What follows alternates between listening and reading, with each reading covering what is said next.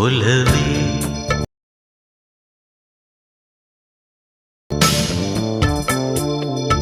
ಮೌನವೇ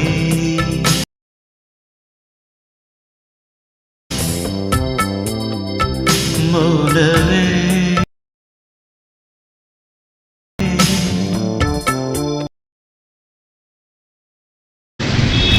okay friends, ಬೆಳಿಗ್ಗೆ ಮನೆಯಿಂದ ನನಗೆ ವಿಡಿಯೋ ಮಾಡೋಕ್ಕಾಗಲಿಲ್ಲ.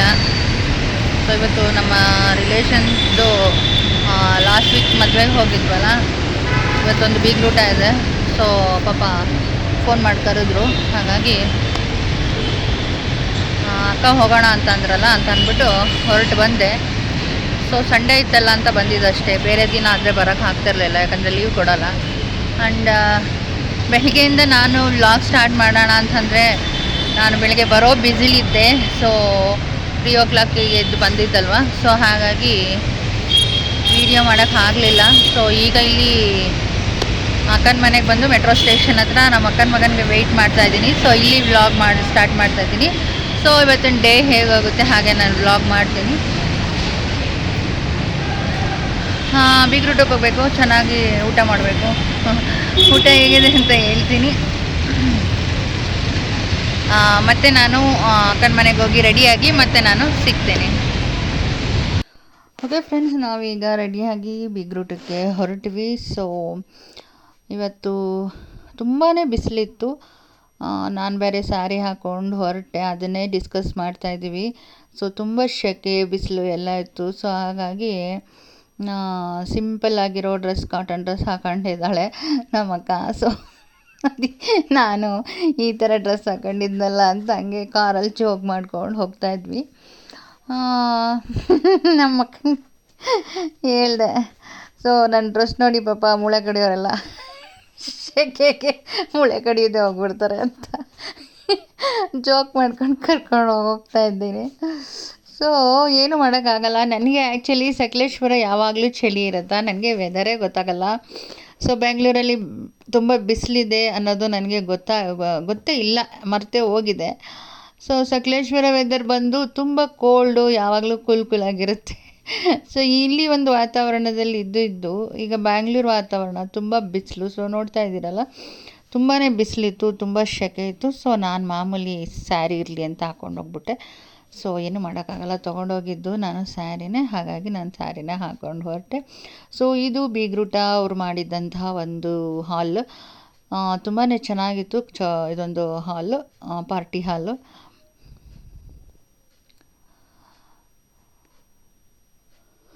ಸೊ ನಮ್ಮ ಅಕ್ಕ ಹೊರಗಡೆನೇ ನಿಂತ್ಕೊಂಡು ಇಲ್ಲಿ ಎಲ್ಲರಿಗೂ ಇನ್ವೈಟ್ ಮಾಡ್ತಾಯಿದ್ರು. ಸೊ ನಮ್ಮನ್ನು ಹಾಗೆ ನೋಡಿದ್ರು. ಸೊ ನಮಗೂ ಕೂಡ ಹಾಯ್ ಮಾಡಿದ್ರು. ನಾವು ಮಾತಾಡ್ಸ್ಕೊಂಡು ಈಗ ಹೊರಟ್ವಿ. ಸೊ ನಾವು ಕೂಡ ನಮ್ಮ ಅಕ್ಕನ ನೋಡಿದ ತಕ್ಷಣ ಸ್ಮೈಲ್ ಮಾಡಿದ್ವಿ.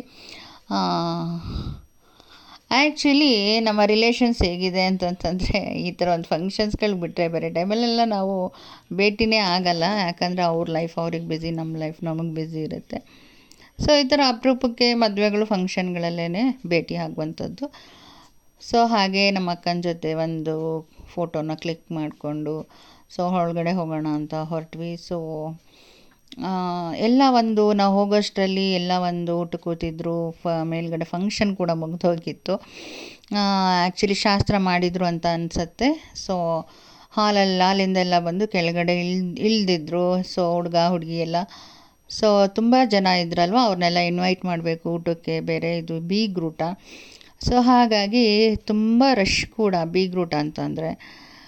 ಸೊ ನಾವು ಕೂಡ ವೆಯ್ಟ್ ಮಾಡ್ತಾಯಿದ್ದೀವಿ ಊಟಕ್ಕೆ ಹೋಗೋದಕ್ಕೆ, ತುಂಬ ಜನ. ಸೊ ಒಂಥರ ಊಟ ಮಾಡೋಕ್ಕೂ ಬೇಗ ಮಾಡಬೇಕು, ಮತ್ತು ಇನ್ನೊಂದು ಲೈನ್ ಬಂದ್ಬಿಡುತ್ತೆ. ನನಗೆ ಒಂದು ಟೈಮು ನೆಮ್ಮದಿಯಾಗಿ ಊಟ ಮಾಡೋಕ್ಕೂ ಅಪರೂಪಕ್ಕೆ ಒಂದು ಬೀಗ್ರೂಟದಲ್ಲಿ ಒಂದು ನೆಮ್ಮದಿಯಾಗಿ ಊಟ ಮಾಡೋಂಗಿಲ್ವಲ್ಲ, ಜನಗಳದ್ದು ರಶ್ ತುಂಬ, ಏನು ಮಾಡೋಕ್ಕಾಗಲ್ಲ. ಅದನ್ನ ನಾವು ಅಡ್ಜಸ್ಟ್ ಮಾಡ್ಕೋಬೇಕು. ಯಾಕಂದರೆ ಎಲ್ಲರೂ ಊಟದ ಟೈಮಲ್ಲೇ ಊಟ ಮಾಡಿ ಮುಗಿಸ್ಬೇಕಾಗಿರೋದ್ರಿಂದ. ಸೊ ಅದು ಬೀಗ್ರೂಟ ಅಂತಂದಮೇಲೆ ಒಂದು ಸ್ವಲ್ಪ ಟೈಮ್ ಹಿಡಿಯುತ್ತೆ ಕೂಡ. ಇದು ಈ ನಾರ್ಮಲ್ ಊಟ ಆದರೆ ಬೇಗ ಮಾಡಿ ಎದ್ದು ಬಿಡ್ಬೋದು. ಈ ಬೀಗ್ರೂಟ ಒಂದು ಸ್ವಲ್ಪ ಲೇಟೇ ಆಗುತ್ತೆ. ಏನು ಮಾಡೋಕ್ಕಾಗಲ್ಲ. ಕೊನೆಗೂ ನಮಗೂ ಕೂಡ ಒಂದು ಲೈನ್ ಸಿಕ್ತು. ನಾವು ಎಲ್ಲ ಊಟಕ್ಕೆ ಕೂತ್ವಿ. ಸೊ ಊಟ ತುಂಬ ಚೆನ್ನಾಗಿತ್ತು ಬೀಗ್ರೂಟ. ಸೊ ಇದು ನಮ್ಮ ಕ್ಯೂ. ಸೊ ನಮ್ಮ ಈ ಕಡೆ ಒಬ್ಬರು ಲಾಸ್ಟಲ್ಲಿ ಒಬ್ಬರು ಅಕ್ಕ ಕೂತಿದ್ದಾರೆ, ಎಲ್ಲ ನಮ್ಮ ರಿಲೇಷನ್ಸೇ. ಸೊ ನಾನೀಗ ಬೀಗ್ರೂಟದಲ್ಲಿ ಏನು ಮಾಡಿದ್ರು ಅಂತ ಹಾಗೆ ನಿಮಗೊಂದು ಸ್ಮಾಲ್ ವಿಡಿಯೋ ಮಾಡಿದ್ದೀನಿ. ಹಾಗೆ ನಮ್ಮದು ಒಂದು ಫೋಟೋಗಳು ವೀಡಿಯೋಗಳು ಕ್ಲಿಕ್ ನಡೀತಾನೆ ಇತ್ತು. ಸೊ ಊಟ ಮಾಡುವಾಗ ವಿಡಿಯೋ ಮಾಡ್ಕೊಂಡು ಊಟ ಮಾಡೋದು ನಿಜವಾಗ್ಲೂ ತುಂಬ ಕಷ್ಟನೇ. ಬಟ್ ಏನು ಮಾಡೋದು, ನಾನು ವ್ಲಾಗ್ಗೋಸ್ಕರ ವೀಡಿಯೋ ಮಾಡಲೇಬೇಕಲ್ಲ. ನನ್ನನ್ನು ಎದುರುಗಡೆ ಒಬ್ಬರು ಅಬ್ಸರ್ವ್ ಮಾಡ್ತಾಯಿದ್ರು, ಈ ಹುಡುಗಿ ಊಟ ಮಾಡುತ್ತಾ ಅಥವಾ ಅಲ್ಲ ವೀಡಿಯೋ ಮಾಡ್ಕೊಂಡೇ ಕೂತಿರುತ್ತಾ ಅಂತ. ನಾನು ವೀಡಿಯೋ ಮಾಡ್ಕೊಂಡೆ ಊಟ ಮಾಡಿದೆ. ಒಂಥರ ನನಗೆ ಅಭ್ಯಾಸ ಆಗೋಗಿದೆ. ಸೊ ನನ್ನ ವ್ಲಾಗ್ಗೋಸ್ಕರ ನಾನು ವೀಡಿಯೋ ಮಾಡ್ಕೊಳ್ಳೋ ಅಭ್ಯಾಸ ಆಗಿಬಿಟ್ಟಿದೆ ಈಗ ನನಗೆ. ಸೊ ಹೋಗಿರೋದೇ ಬೀಗ್ರೂಟ. ಸೊ ನಾನು ನಿಮಗೆ ವ್ಲಾಗ್ ಆಗ್ತಾಯಿದ್ದೀನಿ, ಊಟ ನಿಮಗೆ ತೋರಿಸಿಲ್ಲ ಅಂದರೆ ಹೇಗೆ ಅಲ್ವಾ, ಅದಕ್ಕೋಸ್ಕರ ಊಟ ಹೇಗಿತ್ತು ಅಂತ ಕೂಡ ನಾನು ವೀಡಿಯೋ ಮಾಡಿದ್ದೀನಿ. ಆ್ಯಕ್ಚುಲಿ ಕಬಾಬು ಮತ್ತು ಮಟನ್ ಮತ್ತು ಒಂದು ಇಡ್ಲಿ, ರೈಸು, ಮುದ್ದೆ, ಬಿರಿಯಾನಿ ಎಲ್ಲ ಇತ್ತು ಬೀಗ್ರೂಟದಲ್ಲಿ. ಹಾಗೆ ಸ್ವೀಟ್ಸ್ ಇತ್ತು, ತುಂಬ ಚೆನ್ನಾಗಿತ್ತು ಊಟ. ಇಡ್ಲಿಗೂ ಮತ್ತು ಒಂದು ಮಟನ್ ಸಾಂಬಾರಿಗೂ ಸಖತ್ತಾಗಿತ್ತು. ಸೊ ಹಾಗೆ ಬೀಗ್ರೂಟ ಎಲ್ಲ ಮುಗಿಸ್ಕೊಂಡು ನೆಮ್ಮದಿಯಾಗಿ ಊಟ ಮಾಡಿಕೊಂಡು ಖುಷಿಯಾಗಿ ವೀಡಿಯೋವನ್ನು ಮಾಡ್ಕೊಂಡು ನಾನು ನಿಮಗೆಲ್ಲ ಶೇರ್ ಮಾಡಬೇಕಲ್ವ ನೆಕ್ಸ್ಟ್ ಬರುವಾಗ ಅಂತ ಹೇಳಿ ಮಾಡಿದ್ದಾಯಿತು. ಸೊ ನನಗನ್ನಿಸ್ತು ಇಡ್ಲಿ ಮಾಡಿದ್ಮೇಲೆ ಮುದ್ದೆ ಬೇಡವಾಗಿತ್ತು ಅಂತ. ಬಟ್ ಏನು ಮಾಡೋಕ್ಕಾಗಲ್ಲ, ಅವರು ಒಂದು ಎಕ್ಸ್ಟ್ರಾ ಐಟಮು ಇರಲಿ. ಏಕೆಂದರೆ ಕೆಲವ್ರಿಗೆ ಮುದ್ದೆ ಇಷ್ಟ ಇರುತ್ತೆ, ಕೆಲವರಿಗೆ ಇಡ್ಲಿ ಇಷ್ಟ ಇರುತ್ತೆ. ಸೊ ಎರಡೂ ಇರಲಿ ಅಂತ ಮಾಡಿದ್ರು ಏನೋ, ಎರಡೂ ಇತ್ತು. ಅದಾದಮೇಲೆ ಬಿರಿಯಾನಿ ಇತ್ತು, ಅದಾದಮೇಲೆ ಅನ್ನ ಸಾಂಬಾರು ಇತ್ತು, ಅದಾದಮೇಲೆ ರಸಮ್ ಇತ್ತು, ಮಜ್ಜಿಗೆ ಇತ್ತು. ಅಬ್ಬಬ್ಬಬ್ಬ ಏನು ಹಾಕಿಸ್ಕೊಳ್ಳೋದು ಏನು ಬಿಡೋದು, ಸರಿ ಅಂತ ಹೇಳ್ಬಿಟ್ಟು ನಮ್ಮದೆಲ್ಲ ಊಟ ನಡೀತಿತ್ತು. ಸೊ ಈ ಕಡೆ ಒಬ್ಬರು ಅಕ್ಕ ಕೂತಿದ್ದಾರೆ, ನಮ್ಮ ರಿಲೇಷನ್ನೇ, ಅಂದರೆ ಈಗ ಒಂದು ಬೀಗ್ರೂಟ ಮಾಡ್ತಿದ್ದಾರಲ್ಲ ಅವ್ರ ಅಕ್ಕ ಅವರು. ಸೊ ಅವರು ಕೂಡ ನಮ್ಮ ಲೈನಲ್ಲೇ ಊಟಕ್ಕೆ ಕೂತ್ವಿ ನಾವೆಲ್ಲ ಜೊತೆಯಲ್ಲೇ. ಹಾಗಾಗಿ ಒಂದು ಸ್ಮಾಲ್ ವೀಡಿಯೋ. ಸೊ ನಮ್ಮದು ಊಟ ನಡೀತಾ ಇದೆ ಈಗ, ಮಾತಾಡ್ಕೊಂಡು ನಾವು ಊಟನ ಮಾಡ್ತಾಯಿದ್ದೀನಿ. ಬೀಗ್ರೂಟ ತುಂಬ ಚೆನ್ನಾಗಿತ್ತು. ಸೊ ಬೀಗ್ರೂಟ ಅಂದರೆ ಯಾರಿಗೂ ಇಷ್ಟ ಆಗಲ್ಲ ಹೇಳಿ ಅಲ್ವಾ, ಎಲ್ಲರಿಗೂ ಇಷ್ಟ ಆಗುತ್ತೆ. ಆ್ಯಂಡ್ ತುಂಬ ಜನ ಕೂಡ ಬೀಗ್ರೂಟಕ್ಕೆ ಮದುವೆ ಮನೆಗಿಂತಲೂ ಊಟದಲ್ಲಿ ಜಾಸ್ತಿ ರಾರಾಜಿಸ್ತಾಯಿದ್ರು ಜನಗಳು ಬೀಗ್ರೂಟದಲ್ಲಿ. ಮದುವೆ ಮನೆಯಲ್ಲಿ ಚೌಟ್ರಿ ಹಾಲಲ್ಲಿ ರಾರಾಜಿಸಿದ್ರೆ ಜನಗಳು ಬೀಗ್ರೂಟದಲ್ಲಿ ಊಟದ ಪಂಕ್ತಿನಲ್ಲಿ ರಾರಾಜಿಸ್ತಾಯಿದ್ರು. ಸೊ ಬೀಗ್ರೂಟ ಅಂದರೆ ಹಾಗೇ ಬಿಡಿ. ಸೊ ಹಾಗಾಗಿ ನಾವು ಕೂಡ ಬೀಗ್ರೂಟನ ಸವಿತಾ ವೀಡಿಯೋನ ಮಾಡ್ಕೋತಾ ಸೊ ಒಂದು ಎಂಜಾಯ್ ಮಾಡ್ತಾಯಿದ್ದೀನಿ ಅಂತಲೇ ಹೇಳ್ಬೋದು. ಆ್ಯಂಡ್ ಬಿಸಿಲು ಬೇರೆ, ಸೆಕೆ ಬೇರೆ, ಸ್ಯಾರಿ ಬೇರೆ ಹಾಕ್ಕೊಂಬಿಟ್ಟಿದ್ದೆ, ಏನೂ ಮಾಡೋಕ್ಕಾಗಲ್ಲ ಅಂತ ಹೇಳಿ ಊಟನ ಮಾಡ್ತಾಯಿದ್ದೀನಿ. ಇದಾದಮೇಲೆ ನಮ್ಮ ಅಕ್ಕ ಒಂದು ಕಡೆ ಫ್ರೆಂಡ್ ಮನೆ ಕರ್ಕೊಂಡು ಹೋಗ್ತೀನಿ ಅಂತಂದ್ರೆ, ಸೊ ಹಾಗಾಗಿ ಬೇಗ ಊಟ ಮಾಡಿಕೊಂಡು ಮುಗಿಸ್ಕೊಂಡು ಅಲ್ಲಿಗೆ ಬೇರೆ ಹೋಗಬೇಕಲ್ಲ ಅಂತ ಹೇಳಿಬಿಟ್ಟು ಊಟ ಮಾಡ್ತಾಯಿದ್ದೀವಿ. ಸೊ ನಮ್ಮ ಬೀಗ್ರೂಟ ಮಾಡ್ತಾಯಿರೋ ಅಕ್ಕ ಇವರೇ. ಸೊ ಇವ್ರ ಹೆಸರು ಗಾಯತ್ರಿ ಅಂತ. ಸೊ ಇವರು ಹುಡುಗಿ ಅಮ್ಮ. ಸೊ ನಾವು ಹುಡುಗಿ ಕಡೆಯವರು. ಹಾಗಾಗಿ ನಮ್ಮ ಅಕ್ಕ ಊಟ ಚೆನ್ನಾಗಿದೆಯಾ ಅಂತ ಕೇಳೋಕ್ಕೆ ವಿಚಾರಿಸೋಕ್ಕೆ ಬಂದಿದ್ದರು. ಸೊ ನಾವು ತುಂಬ ಚೆನ್ನಾಗಿದೆ ಅಂತ ಹೇಳಿದ್ದಾಯಿತು. ಆ್ಯಂಡ್ ಊಟ ಕೂಡ ಮಾಡ್ತಾಯಿದ್ವಿ. ಅವರೆಲ್ಲರನ್ನೂ ವಿಚಾರಿಸ್ಕೊಳಕ್ಕೆ ಬಂದಿದ್ದರು. ಎಷ್ಟು ಜವಾಬ್ದಾರಿ ಇರುತ್ತಲ್ಲ ಮದುವೆ ಅಂತಂದಮೇಲೆ, ಎಲ್ಲರನ್ನೂ ವಿಚಾರಿಸ್ಕೋಬೇಕು, ಖರ್ಚು ವೆಚ್ಚ ಮತ್ತು ವಿಚಾರಿಸ್ಕೋಬೇಕು. ಭಾರಿ ಕಷ್ಟ ಮದುವೆ, ಬೀಗ್ರೂಟ ಇದೆಲ್ಲ ನೆನೆಸ್ಕೊಂಡಾಗ. ಆದರೂ ಕೂಡ ಅದರಲ್ಲೊಂದು ಸಮಾಧಾನ ಇರುತ್ತೆ. ಒಂದು ಮದುವೆ ಮಾಡಿದ್ವಿ ಅನ್ನೋ ಒಂದು ಸಮಾಧಾನ, ಒಂದು ಬೀಗ್ರೂಟ ಮಾಡಿದ್ವಿ ಅನ್ನೋ ಒಂದು ಸಮಾಧಾನ, ಒಂದು ಎಷ್ಟೋ ವರ್ಷದ ಡ್ರೀಮ್ ಫುಲ್ಫಿಲ್ ಆಯಿತು ಅನ್ನೋ ಒಂದು ಸಮಾಧಾನ. ಸೊ ನೋಡಿ, ಊಟಕ್ಕಿಂತನೂ ಅವರು ನಮ್ಮನ್ನೆಲ್ಲ ಕರೆದು ಇನ್ವೈಟ್ ಮಾಡಿ ನಾವೆಲ್ಲ ಊಟ ಮಾಡ್ತಾಯಿದ್ವಿ ಅಲ್ವಾ. ಸೊ ಅವ್ರ ಒಂದು ಸಮಾಧಾನ ಅಂದರೆ ಒಂದು ಜವಾಬ್ದಾರಿನ ಒಂದು ಒಳ್ಳೆತನದಲ್ಲಿ ಎಲ್ಲ ಒಂದು ಕಾರ್ಯವಾಗಿ ಮುಗೀತಲ್ಲ ಅಂತ ಹೇಳಿ ಅವ್ರಿಗೆ ಸಮಾಧಾನ ಇರುತ್ತೆ. ಸೊ ಅವರ ಸಮಾಧಾನ, ನಮ್ಮ ಸಮಾಧಾನ ಎಲ್ಲ ಸೇರಿ, ಬಂಧು ಬಾಂಧವರು ಸೇರಿ ಎಲ್ಲ ಖುಷಿಯಾಗಿ ಮುಗಿಸ್ಕೊಡೋ ಈ ಒಂದು ಮದುವೆ ಎಷ್ಟು ವರ್ಷದ ಕನಸಾಗಿರುತ್ತಲ್ಲ ತಂದೆ ತಾಯಿಗಳಿಗೆ. ಸೊ ಮಕ್ಕಳು ಚೆನ್ನಾಗಿ ಬದುಕಬೇಕು, ಬಾಳಬೇಕು ಅನ್ನೋ ಒಂದು ಆಶೀರ್ವಾದ ಅದರಲ್ಲಿ ತುಂಬಿರುತ್ತೆ ಅಂತ ನಾನು ಅನ್ಕೋತೀನಿ. ಆ್ಯಂಡ್ ನಮ್ಮ ಅಕ್ಕ ನಿಜವಾಗ್ಲೂ ತುಂಬ ಚೆನ್ನಾಗಿ ಬೀಗ್ರೂಟ ಇತ್ತು. ಸೊ ನಮ್ಮ ಅಕ್ಕಂಗೆ ಚೆನ್ನಾಗಿತ್ತು ಅಕ್ಕ, ಹೋಗಿ ಬರ್ತೀವಿ ಅಂತ ಹೇಳೋಕ್ಕೂ ಅವ್ರ ಹತ್ರ ಟೈಮ್ ಇರಲಿಲ್ಲ. ಅವರು ನಮಗೆ ಲಾಸ್ಟಲ್ಲಿ ಸಿಕ್ಕಲೇ ಇಲ್ಲ. ಸರಿ ಅಂತ ಹೇಳ್ಬಿಟ್ಟು ಅವ್ರ ಅಕ್ಕ ಇದ್ರಲ್ಲ ಅವ್ರಿಗೆ ಹೇಳ್ಬಿಟ್ಟು ನಾವು ಹೊರಟ್ವಿ. ಇದಾದಮೇಲೆ ನಾವು ಊಟ ಮಾಡ್ಕೊಂಡು ಒಂದು ಸ್ವಲ್ಪ ಹೊತ್ತು ಮೇಲ್ಗಡೆ ಚೌಟ್ರಿ ಹಾಲ್ ಇತ್ತಲ್ಲ, ಅಲ್ಲೋಗಿ ಕೂತ್ಕೊಂಡು ಸ್ವಲ್ಪ ರೆಸ್ಟ್ ತೊಗೊಳ್ಳೋಣ ಅಂತ ಹೋದ್ವಿ.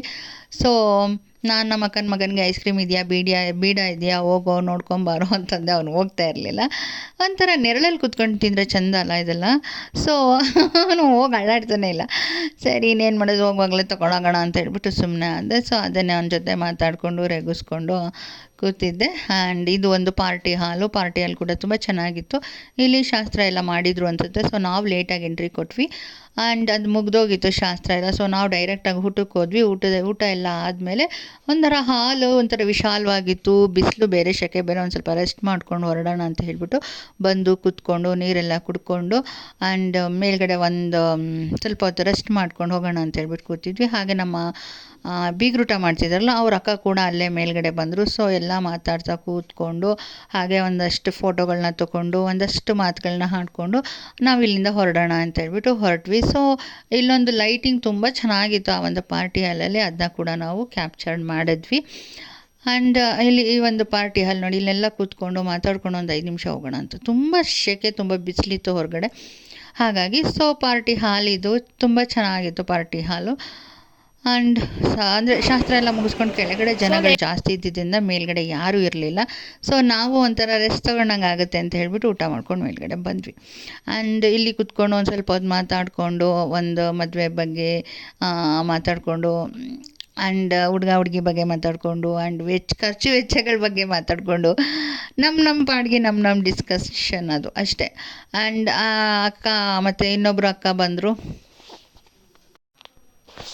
ಅವ್ರ ಜೊತೆ ಸ್ವಲ್ಪ ಹೊತ್ತು ಮಾತಾಡಿಕೊಂಡು ನಾವು ಇಲ್ಲಿಂದ ಹೊರಟ್ವಿ. ಸೊ ಮಾಮೂಲಿ ನಮ್ಮದು ಲಾಸ್ಟಲ್ಲಿ ನಮ್ಮ ಪಿಕ್ಗಳಿತ್ತಲ್ವ. ಸೊ ಪಾರ್ಟಿಯಲ್ಲಿ ತೊಗೊಂಡಿದ್ದು ಮದುವೆನಲ್ಲಿ ಅಂದರೆ ಬೀಗ್ರೂಟದಲ್ಲಿ ತೊಗೊಂಡಿದ್ದೆಲ್ಲ ಒಂದಷ್ಟು ಪಿಕ್ಗಳಿತ್ತು. ಸೊ ಅದನ್ನ ನಾನು ಶೇರ್ ಮಾಡ್ತಾಯಿದ್ದೀನಿ.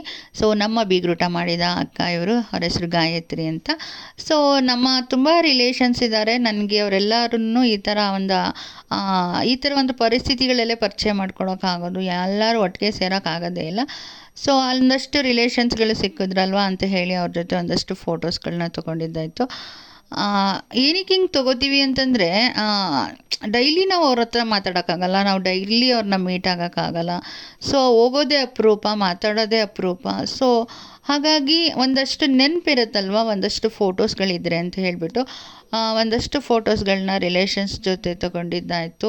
ಅದಾದಮೇಲೆ ನಮ್ಮದೊಂದಷ್ಟು ಫೋಟೋಸ್ಗಳು ಇದೆಲ್ಲ ನಾನು ನಿಮ್ಮ ಜೊತೆ ಶೇರ್ ಮಾಡ್ತಾಯಿದ್ದೀನಿ. ಸೊ ಮೆಮೊರಿ ಅನ್ನೋದಷ್ಟೇ ಉಳಿಯೋದು. ನಾವೇನೇ ಆದರೂ ಒಂದು ಡೇ ಬೈ ಡೇ ನಮ್ಮ ಲೈಫ್ ಹೋಗ್ತಾ ಇರುತ್ತೆ ಆ್ಯಂಡ್ ಎಲ್ಲ ಕೆಲಸ ಕಾರ್ಯಗಳು ಮುಗಿತಾ ಇರುತ್ತೆ ಆ್ಯಂಡ್ ಕೊನೆಯಲ್ಲಿ ಉಳಿಯೋದೇ ಇದೊಂದು ಮೆಮೊರಿ. ಸೊ ಹಾಗಾಗಿ ನಾನು ವಿಡಿಯೋ ಎಂಡಿಂಗಲ್ಲಿ ಈ ಥರ ಹಾಕಿರ್ತೀನಿ. ಓಕೆ ಫ್ರೆಂಡ್ಸ್, ಬೀಗ್ರೂಟ ಎಲ್ಲ ಮುಗಿಸ್ಕೊಂಡು ನೈಟ್ ಇವಾಗ ನಾನು ಮತ್ತೆ ವಾಪಸ್ಸು ಸಕಲೇಶ್ವರಕ್ಕೆ ಹೊರಟೆ. ಆ್ಯಂಡ್ ಯಾಕಂದರೆ ನಾಳೆ ಮತ್ತೆ ನಾನು ಡ್ಯೂಟಿಗೆ ಹೋಗಬೇಕು, ಮತ್ತು ಲೀವ್ ಹಾಕ್ಕೊಳಕ್ಕಾಗಲ್ಲ. ಸೊ ಲೀವ್ ಕೂಡ ಕೊಡಲ್ಲ. ಹಾಗಾಗಿ ನಾನು ಮತ್ತೆ ಈಗ ಡ್ಯೂಟಿಗೆ ಹೋಗಬೇಕಲ್ಲ ಅಂತ ಹೇಳಿ ನೈಟ್ ಹೊರಟೆ. ಇದು ಆಗಿತ್ತು ನನ್ನ ವ್ಲಾಗ್, ಈ ಒಂದು ಬೀಗ್ರೂಟದ್ದು. ಸೊ ಹೇಗೆಲ್ಲ ನಿಮಗೆ ಇಷ್ಟ ಆಯಿತು ವೀಡಿಯೋಸ್ ಅಂತ ಹೇಳಿ ಲೈಕ್ ಮಾಡಿ. ಹಾಗೆ ಹೊಸದಾಗಿ ನೋಡ್ಕೊಂಡು ನನ್ನ ಚಾನಲನ್ನು ಬರ್ತಾ ಇರೋರು ದಯವಿಟ್ಟು ಸಬ್ಸ್ಕ್ರೈಬ್ ಮಾಡ್ಕೊಂಡು ನೋಡಿ, ಸಪೋರ್ಟ್ ಮಾಡಿ ಅಂತ ಕೇಳ್ಕೊತೀನಿ. ಮತ್ತೆ ಇನ್ನೊಂದು ಒಳ್ಳೆಯ ವ್ಲಾಗ್ ಒಂದಿಗೆ ಸಿಗ್ತೀನಿ. ಅಲ್ಲಿವರೆಗೂ ನಮಸ್ಕಾರ.